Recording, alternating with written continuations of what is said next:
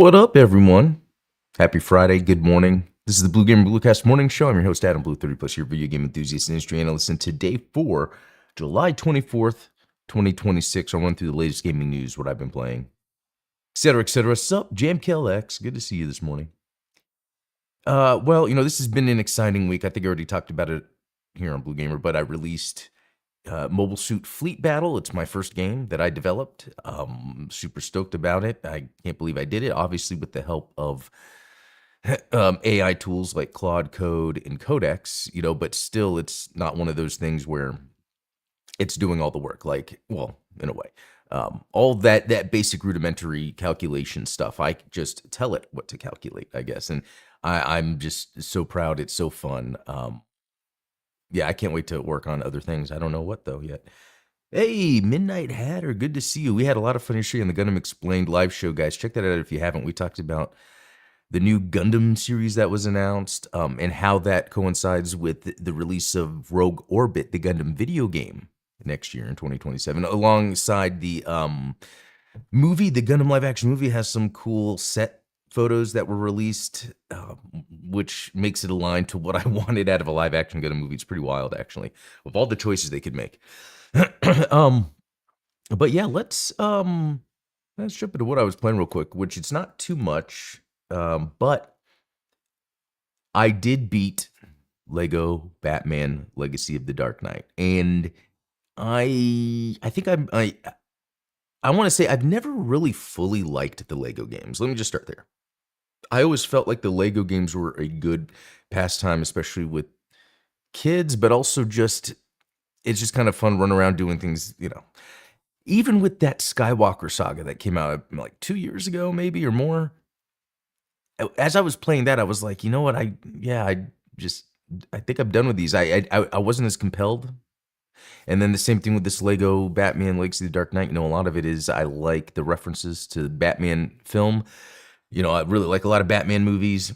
Where I like the concept of Batman in film. A lot of times it's done very well, especially Tim Burton's iteration. I liked Ben Affleck, all that stuff.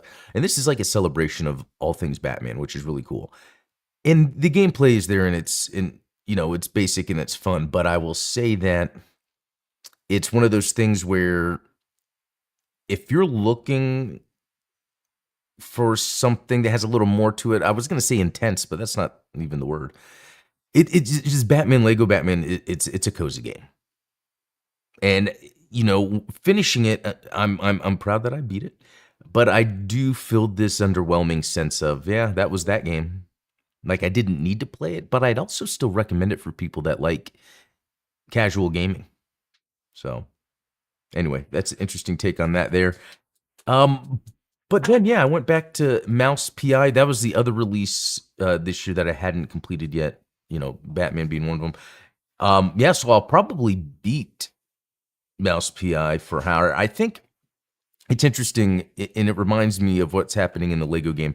So I think Mouse PI has really good mechanics, really good first-person boomer shooter combat, and it works and it's fun. But like sometimes I'll be done with a level, and because it's sort of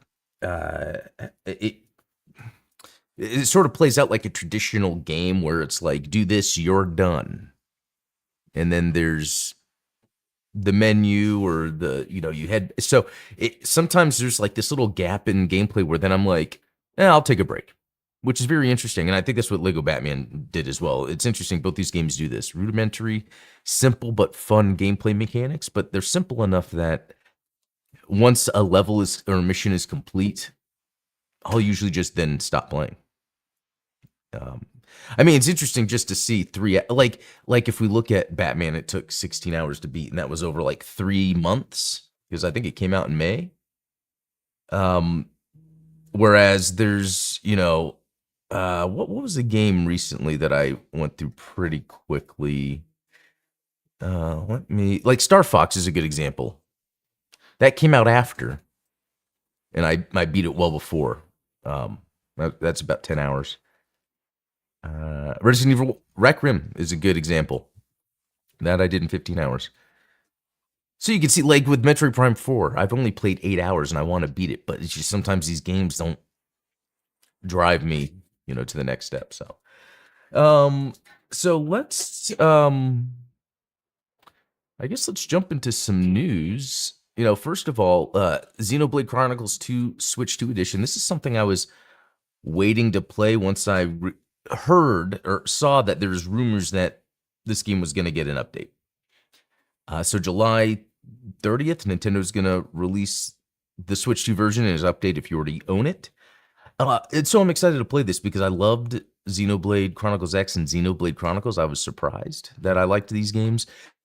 Just two, while I like the world I'm in 2, the sort of menu system, which you have to use menus a lot in RPGs. The menu system is a little cumbersome to control. It's a lot of going into a menu to a menu to a menu, and it can get cumbersome there.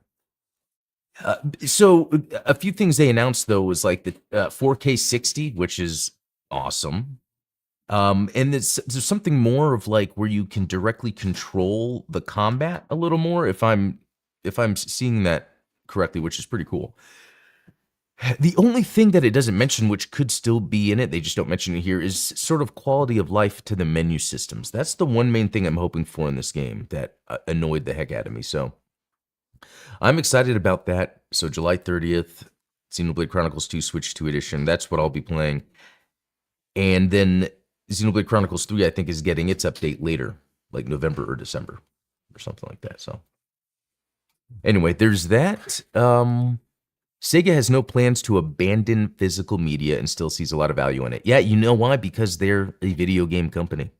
That's the main thing you see between Nintendo, Microsoft, Sony, and then a smaller company like Sega or even Ubisoft. It's like these game companies will have certain business priorities based on what they do. Sega physical still works for them just because of they have that kind of built-in retro mentality to them. They still have that audience. Sony, and this kind of goes back to points I've made a lot before, Sony never really had that audience necessarily. Sony was always more of, here's the mainstream video game console. It didn't release with cartridges or anything. It was just, CDs, which that's still, substantial, not knocking that. But it's just that Sony does more than just that. The CD-ROM, when they were manufacturing CD-ROMs for video games, it wasn't because they wanted to get into video games. It was just because that was another medium that they could use to sell CD-ROM hardware equipment. That's the same thing with DVD, Blu-ray. That's the same thing Microsoft was doing. Getting an Xbox into the home was another data point for an IP address instead of just a computer. So anyway, just going back to this point, I think it's cool that Sega is saying this, just because even though I can't say I personally care, I feel like there is value in a company like Sega to continue seeing physical as another part of its delivery system. So that I hope that means a Dreamcast 2. I mean, this really gives room for Sega to come back, right? Sony bullied Sega out of existence.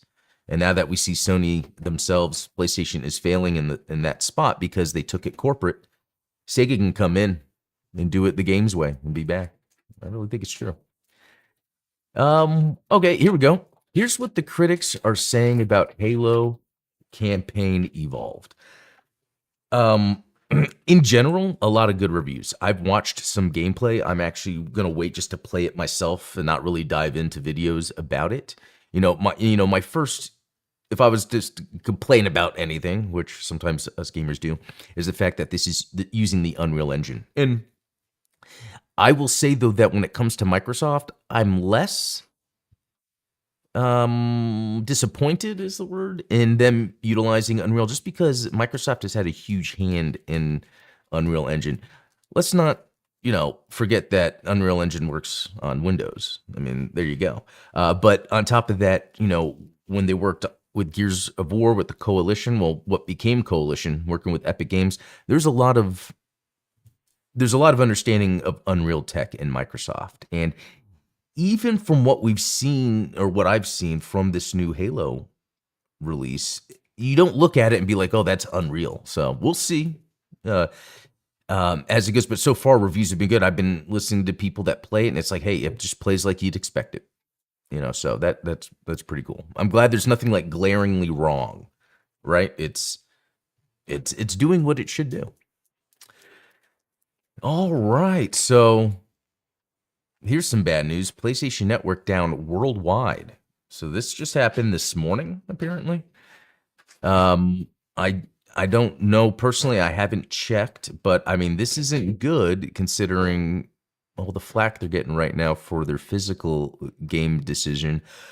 And let's see. Yeah, the schedule. Okay, yeah, and then the open beta today for Marvel Tokon Fighting Souls, which is something I think I want to play. I'm not going to rush out. I don't think I'm going to spend my time looking for and signing up for a beta if I can't just download it and play it.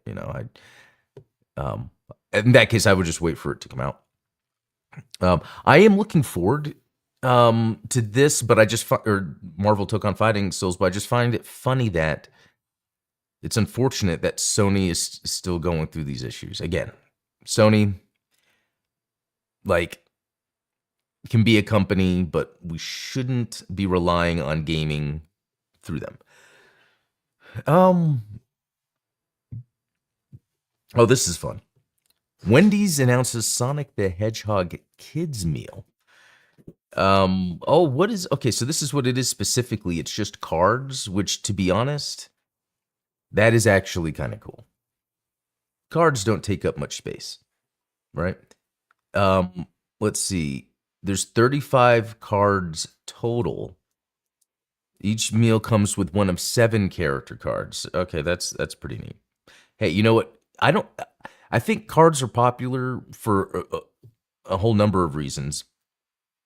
It's just, I know it's different for everyone. Pokemon cards are obviously popular. So there's this thing about cards of your characters. For me, I brought it up here before. It was back in the early 90s, the Marvel trading cards. That it was just a cool way to get artwork on something that looks so premium, and I really like that. And there's kind of that premium look here in some of these. I'd be interested to see what they look like when they come out.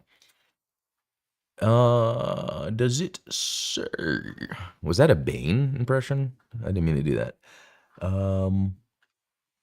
Yeah, it does. It doesn't seem. Oh, September. The promotion will be available until September. So okay, I'll have to check that out.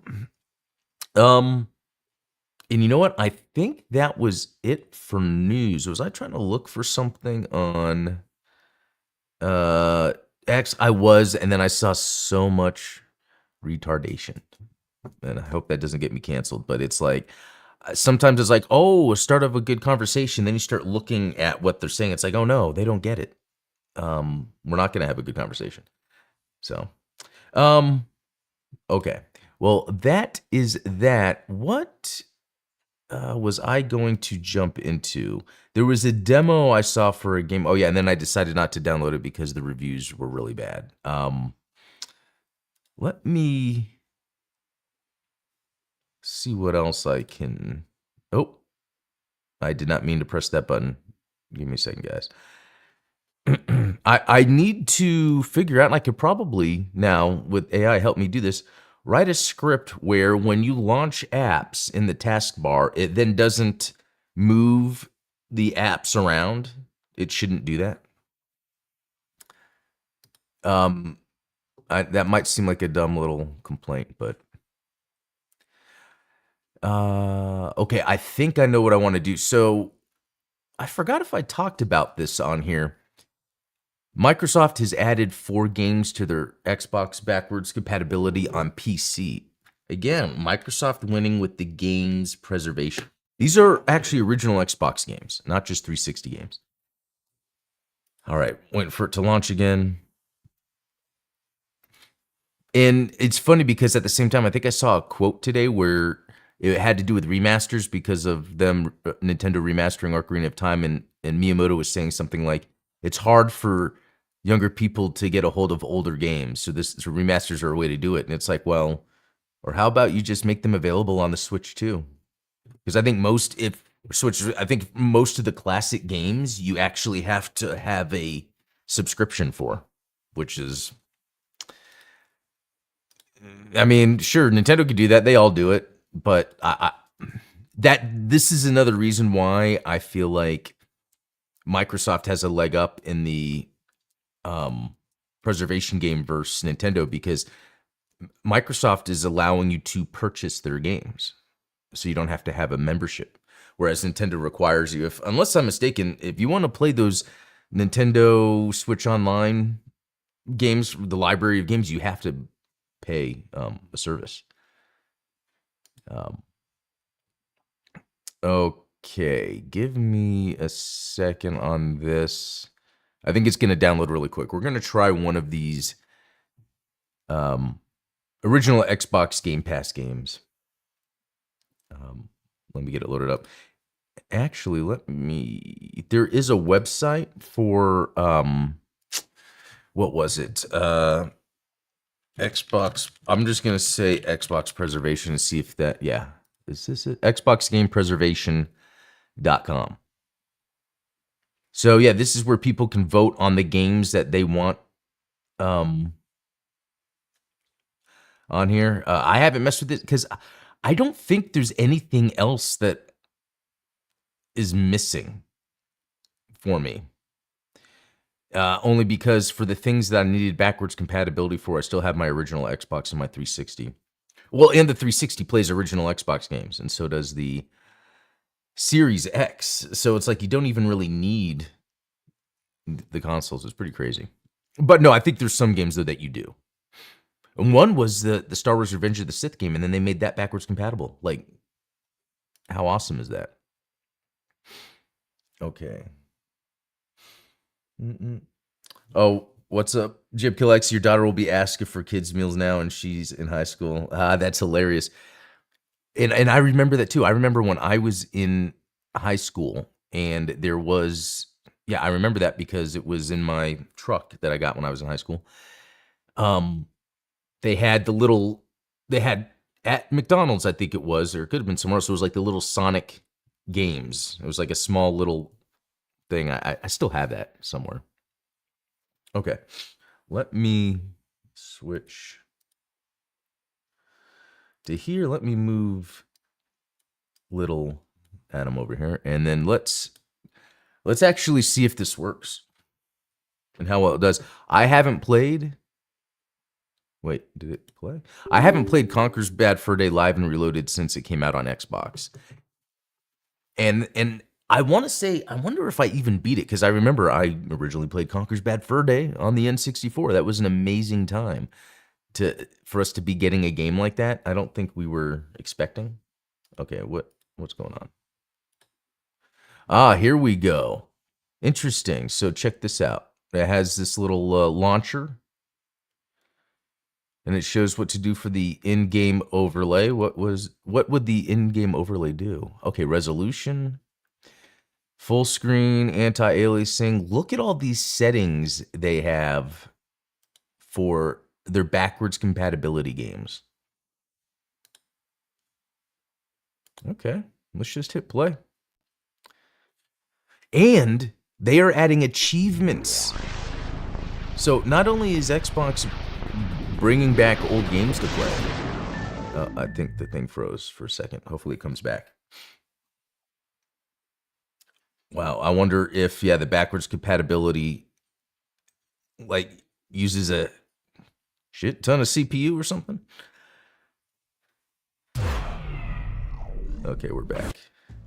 But yeah, just to know that we could be getting achievements for these is crazy. Oh my gosh, I have not seen this in forever.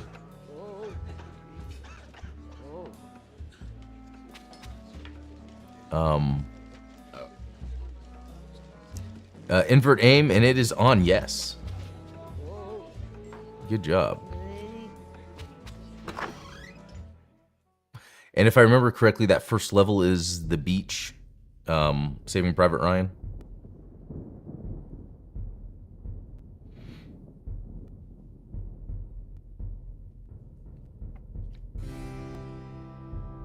A rare game. Yeah, I keep going back to playing this on N64. That's where I really, when this came out on Xbox Live, I think I was living on my own at the time, and I bought, which I still have. Where is it? It's the Conker's plush that you get with this. When you would buy the Xbox version when it first came out, it had this plush. It's either up in my room, in the living or the bedroom, or somewhere else. I don't remember exactly. Okay, is anything supposed to happen here? Or is it just doing it really slow?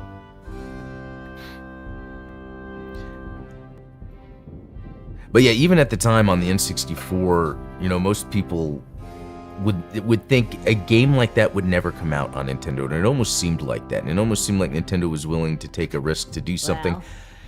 But at the same time, I think that was related to, you know, once Sony was in the picture, they were appealing to a mass audience, and it was gaining popularity with the mainstream, mature audiences. Well, it's a long story. Come closer. Too bad I can't skip any of this. I know that seems bad, but I'm just wanting to get into the gameplay. What a day that was. It looks cool, though. A bad fur day.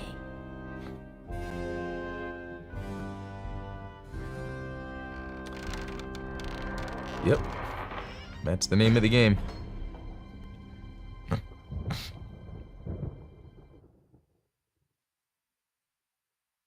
And also not widescreen. It is funny to think during that Xbox era where things went like, you know, high definition, because 720p was still a big deal at that time. And yeah, it's funny that they do that, use it like a furry. But it wasn't widescreen, but you could get 720p. And the first game that did this was True Crime Streets of LA. It was 1080i, and it was widescreen. But then not a lot of Xbox games did that. And then even with the Xbox 360, they had to come out with the revision that had the HDMI port. Yeah, because the 360 originally, it was that adapter that you would have to plug in. Well, met up with a couple of the guys, and they're off tomorrow to some, I don't know, fight some war somewhere. I'm surprised I can't skip any of this. I'll see ya. Jim Felix, this game's very existence offended me as a boy, because why would you take a kid-friend game character and make a rated M game out? Yeah, exactly. That was very strange, because they had the, was it a Game Boy Color game? The Conker? The squirrel game? And then they were planning on just making a platformer for the N64. And it was going to be just the cutesy Conker the squirrel game, which I was fine, because Rare, you know, they knocked it out with Donkey Kong and Banjo and Diddy Kong Racing. Although I didn't, here's the thing. I'll go this way. By making it M-rated, I think at the end of the day, they didn't make a game as memorable as it could have been if they made the game they were wanting to make. It really does seem like they were trying to push boundaries, which I think is fine, but I think it probably made the game less memorable of an experience, potentially.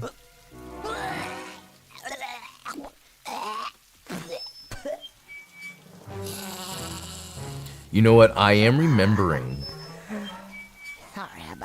when I loaded this up, and I remembered from the N64, and I'm just like, okay, let's go. Slow-paced narrative world building.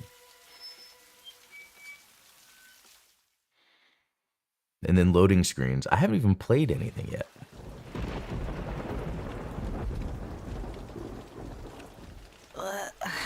Can't quite make it out.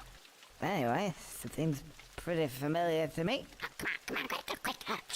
Go ahead, be quiet. Be quiet. Huh? What's that?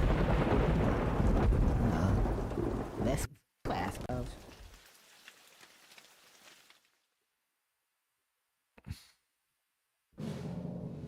That's boring.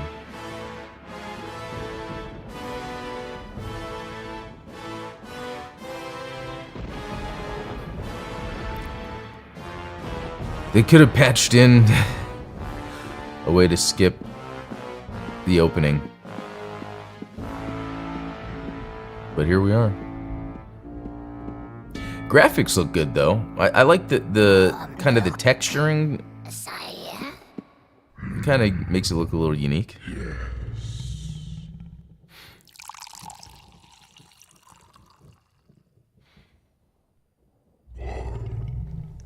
It's like what they did with Raymond and the Captain Laser. Yeah, that's another good example, JMKLX, because there was potential with that, but I think they went the wrong direction. It was less of a celebration and more of like, sometimes like even this, it's more of trying to be a commentary, even if not for any sort of political or cerebral way, just more of a general, hey, I'm going to purposely push against the grain, but not that it's for that audience anyway. So I know what you mean there. I see that sometimes when things are a little more mature than they need to be. Okay, am I going to be playing soon? I remember, I thought the first level was the beach scene, but that might be after all the cutscenes. Oh, no. It's gonna be one of those days. Here we go, okay.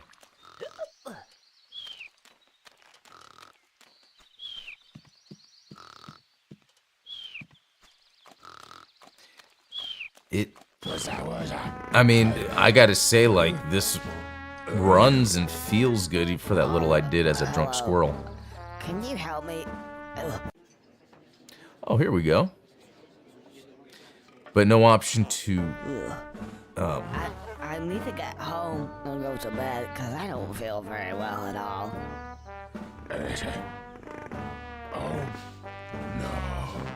Uh-oh. Oh, so you can't help me at all? Actually, yes, I can. Maybe.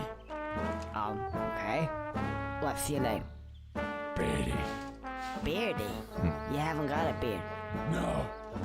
Birdie. I scare birdies. Okay, Birdie. So can you help me? Right. Let's step over here. Okay, let's go.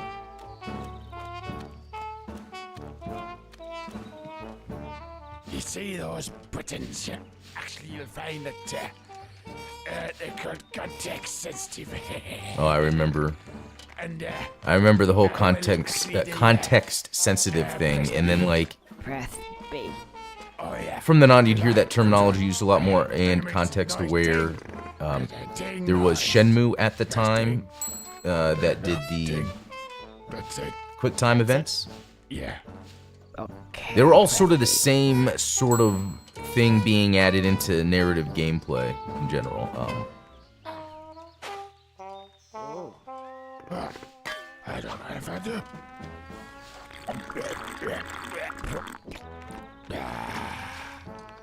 So, what does that mean? It means context sensitive.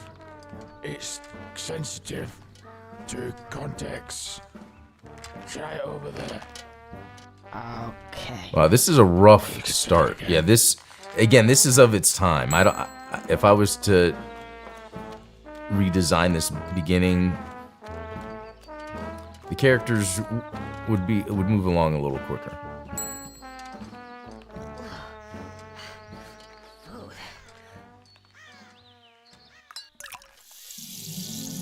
Oh, just what I needed. In fact, it would seem to me that these give me just what I need at that moment in time. Oh, I see what he means. Context sensitive. Clever. Oh, and I feel loads better. Right, let's get out of here.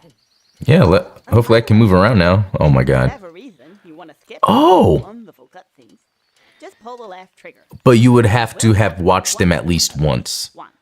I have watched all these cutscenes once. Twice. Since I played it twice.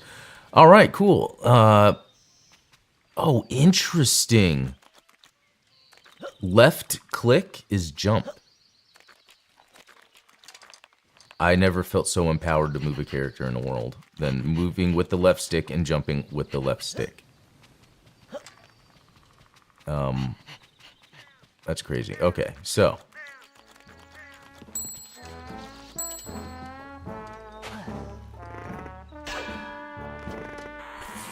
Really nice eating.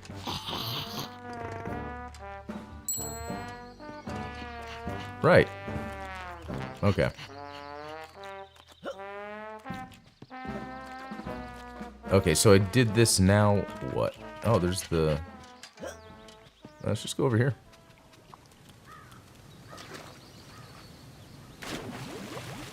Is there faster swimming? Nope. Oh, I can't seem to get any further. I'm sure there was something. Ah, yes. Now I remember. Pull the right trigger down, and I should crouch. Now then, what was it? Okay.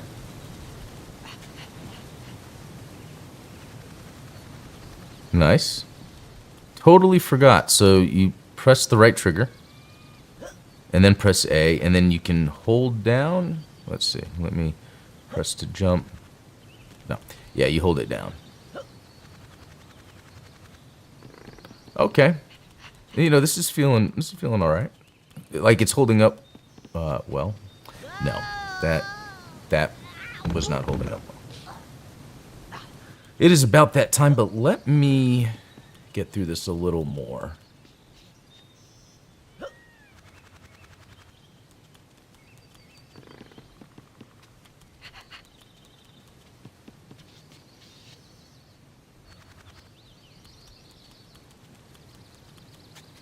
I'm afraid of dialogue, and I need a bounce. Would I play this again? That is going to be hard to say.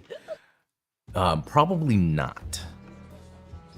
I wanted to be able to try it. You know, I was playing Crimson Skies recently. I've talked about this on here, and that one was easy to play again.